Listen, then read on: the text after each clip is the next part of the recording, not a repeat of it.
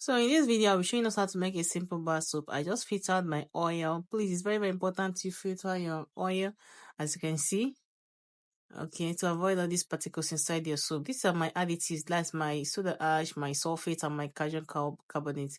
I dissolve them in water.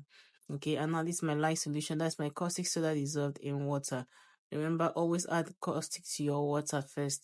Now, this is cold process, meaning that the lye solution was allowed to cool down for a period of time. So it will not be hot, like to reduce the temperature.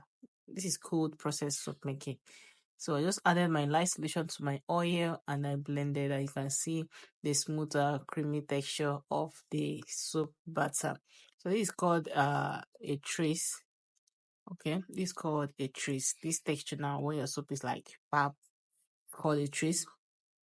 So I just blend everything together.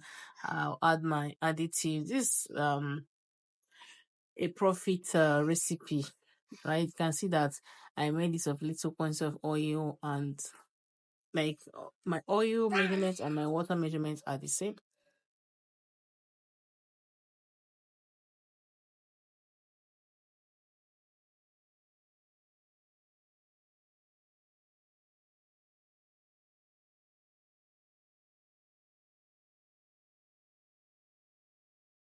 So this is my perfume. I just added my perfume. Perfume is quite optional. Make sure you're using original perfume.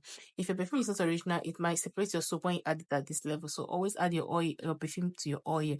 And this is my foam booster, which is my sulfonic acid. Sulfonic acid is a good foam booster, foaming agent. You can use SLS or normal foam booster, but I prefer to use my, sulfonic acid. So this is a thick trace. We have achieved thick trace. Why? Because I did not want my oil. Okay, and now this oil is a very good oil. If it's a bad, I mean, this oil was a bad oil, you know. If you did not warm it, maybe you add your light solution, it's going to thicken up so bad that you may not be able to stir it again. So please always warm your oil. I just didn't feel like warming mine because I know my oil is good. It's not much of a problem for me. I can always handle this. I know how to scoop it inside my mold. So if you're a beginner, always warm your oil to avoid this. So I just scoop this inside my mold and I'll arrange it and I'll smoothen it out so it will come out well. Okay. So you can see that we are almost done with our soup. Like we are basically done. Soup making is not hard. Just get your measurements and your recipe right. And you must not add all these additives. Make sure you're using oil-based color. We have the water-based color, the oil-based color. For your soap production, you have to make use of oil-based because you made use of oil as a base. If you're making liquid soap, you use water-based color because you made use of water as a base, right? So that's just that, and we're done.